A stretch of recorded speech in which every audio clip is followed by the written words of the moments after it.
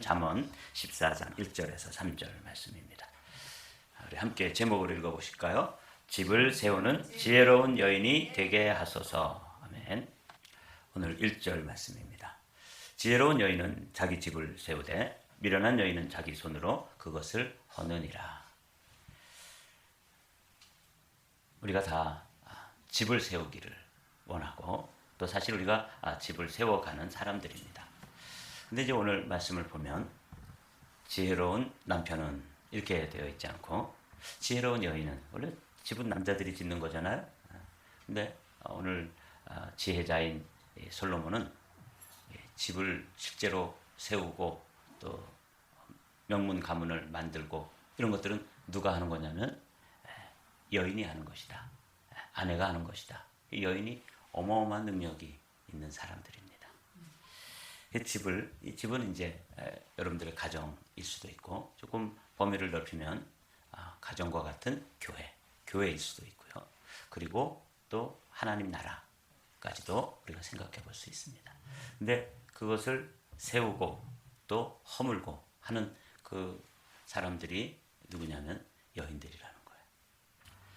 지혜로운 여인은 자기 집을 세우되, 이 세운다는 말이 아주 의미가 깊어요. 세운다는 히브리어의 본래 뜻은 창조한다, 그런 의미까지도 들어있는 말인데, 이 창조는 하나님이 하시는 거죠.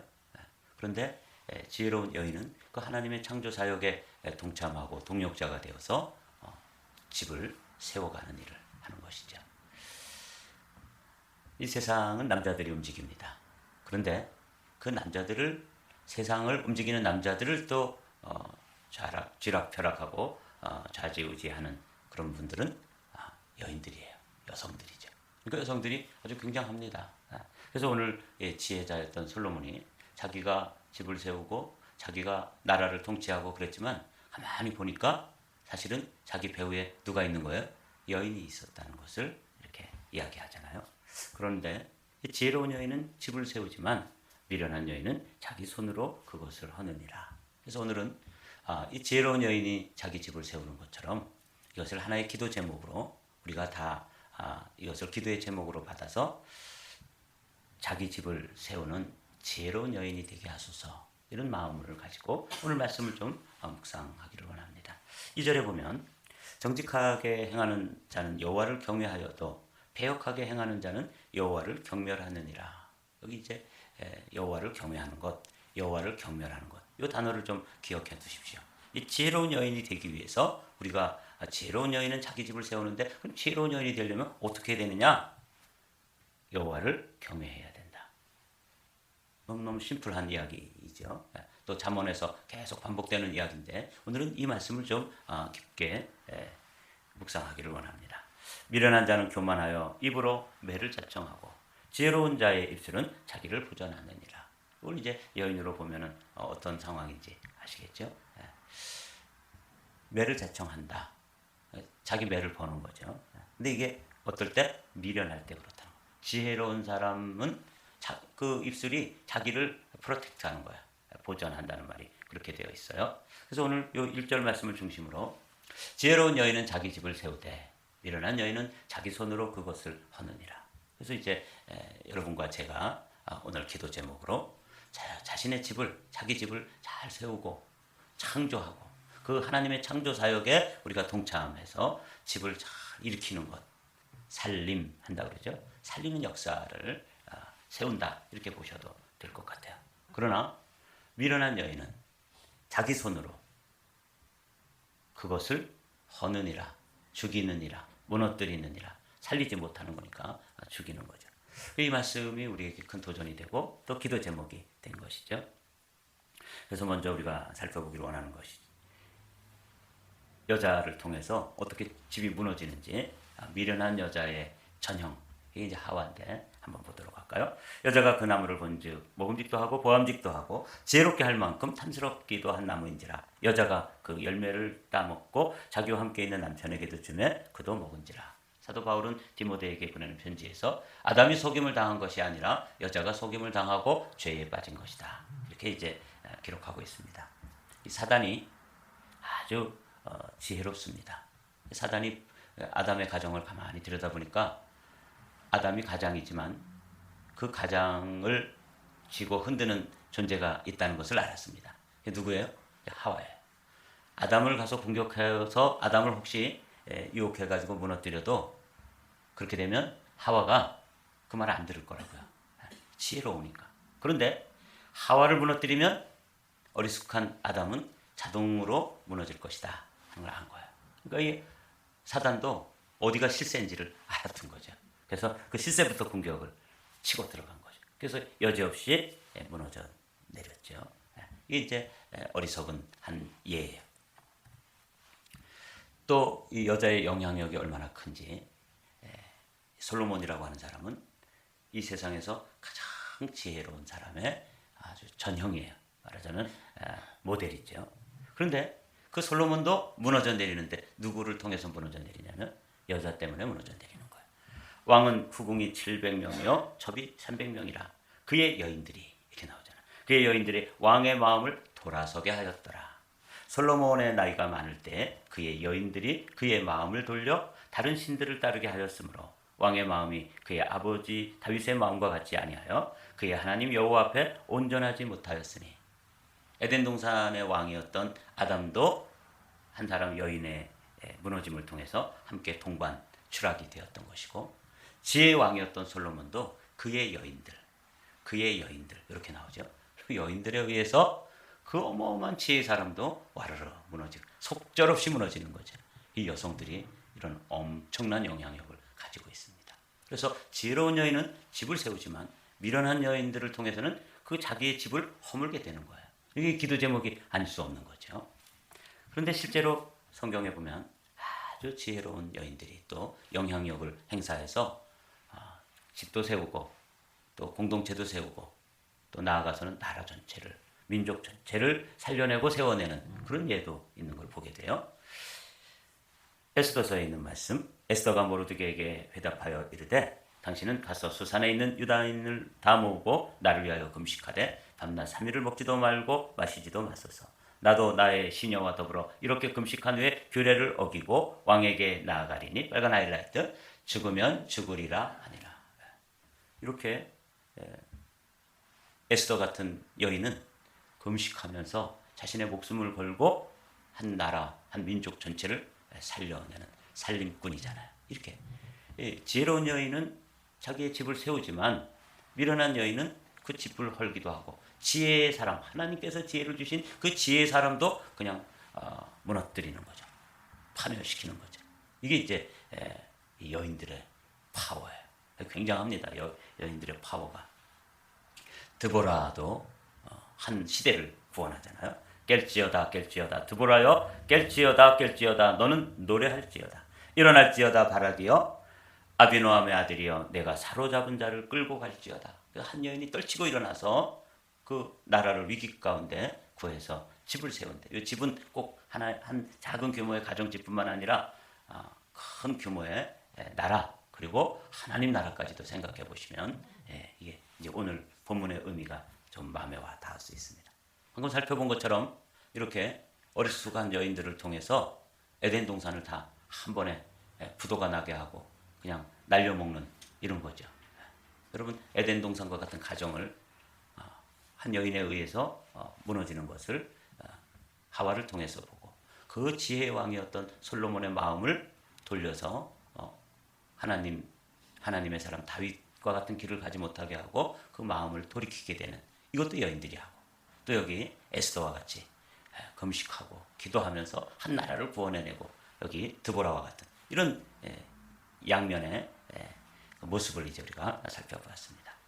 그러면 여호와 하나님 앞에서 지혜로운 여인이 되는 것은 어떻게 될 수 있느냐? 이렇게 여인들이 영향력이 있어서 여인이 미련하면 나라 전체도 말아먹을 수 있고 에덴 동산과 같은 파라다이스를 부도낼 수도 있는 이렇게 돼서 쫓겨나게 되는데 그럼 어떻게 되면 우리가 지혜로운 여인이 될 수 있느냐? 집을 세우는 지혜로운 여인이 되게 하소서. 이렇게 우리가 이제 기도 제목으로 삼고 오늘 말씀을 나누는데 궁금하잖아요. 그렇죠? 근데 아주 의외로 지혜로운 여인이 되는 길은 아주 심플합니다. 그것은 한마디로 말하면 아까 2절에서 말씀 기억해 두시라고 말씀드렸죠. 경외라고 말씀드렸어요.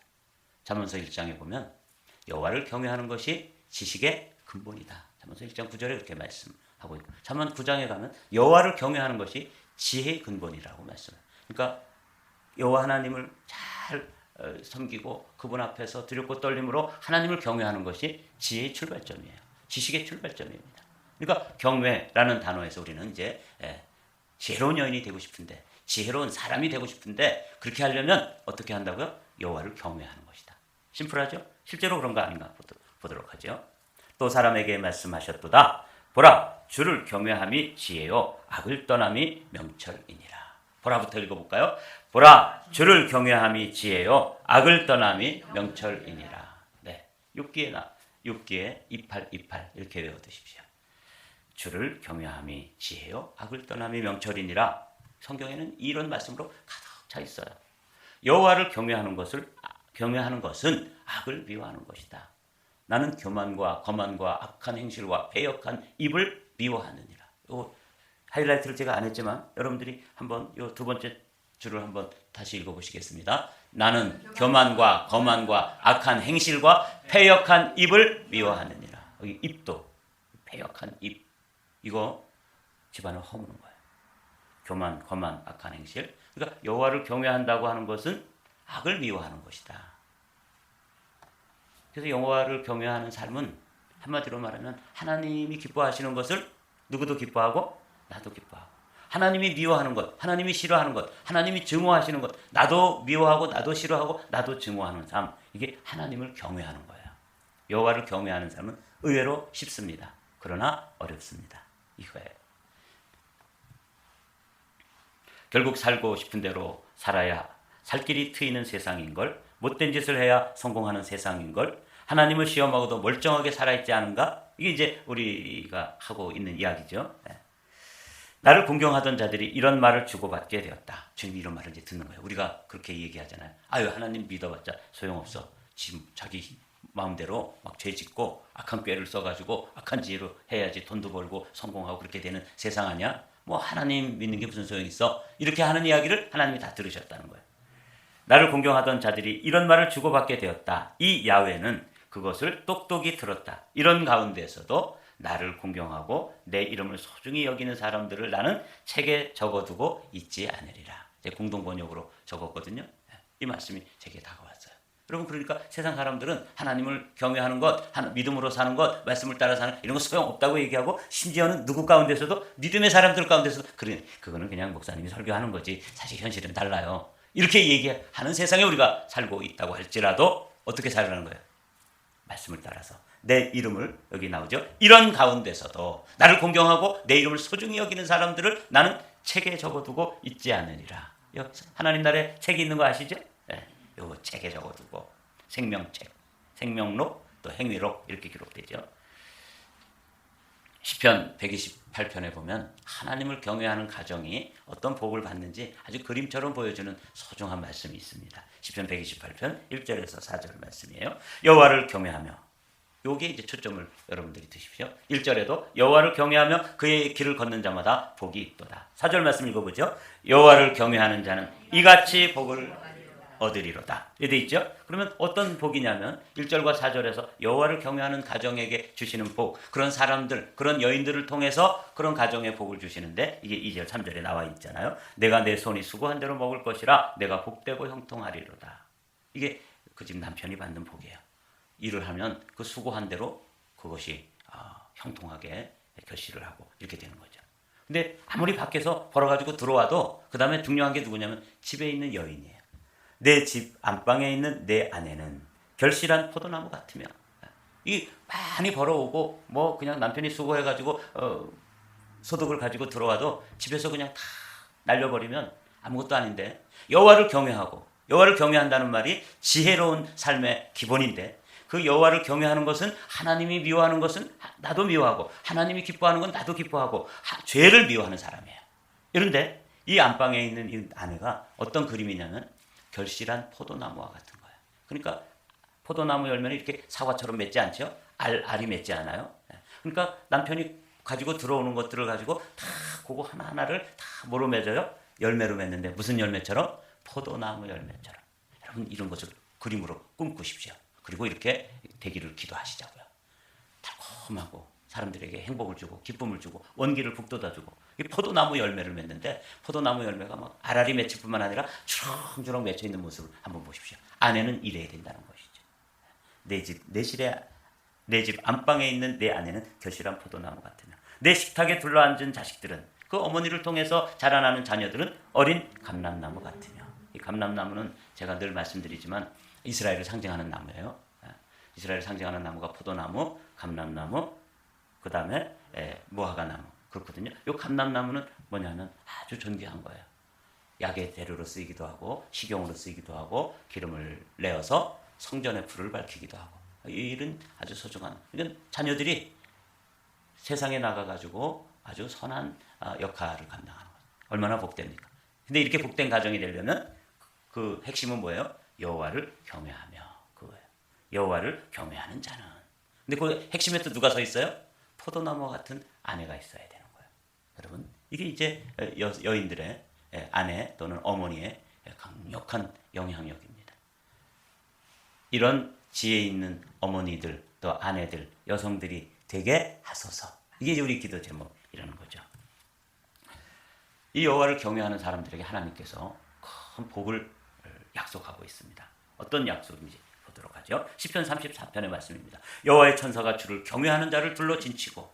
여러분 천사들이 있다는 걸 믿으시나요? 저는 믿습니다. 천사들이 누구를 둘러서 진치고 보호하고 동행해주고 함께하고 도와주고 이렇게 하냐면 여호와를 경외하는 자를. 경외하라 경외하다. 그래서 노란 하이라이트를 칠해놓고 여호와 하나님을 빨간 하이라이트 칠해놓고 천사를 해놓고 보니까 이게 눈에 확 들어왔어요. 여호와의 천사가 주를 경외하는 자를 둘러 진치고 그들을 건지시는도다. 너희는 여호와의 선하심을 맛보아 알지어다. 그에게 피하는 자는 복이 있도다. 너희 성도들아. 거기서부터 9절 다시 읽어볼까요? 같이 읽어보겠습니다. 너희 성도들아 여호와를 경외하라. 그를 경외하는 자에게는 부족함이 없도다. 그렇습니다. 지혜 있는 자가 지혜 있는 여인이 자기의 집을 세운다 그랬는데 이 경외가 오늘 핵심이에요. 그 경외하는 게 지혜거든요. 그 경외하는 자에게 하나님께서는 천군과 천사들을 파송하셔서 늘 지켜주시고 또 복이 있게 해주시고 또 부족함이 없도록 도우시고 이렇게 하신다는 거죠.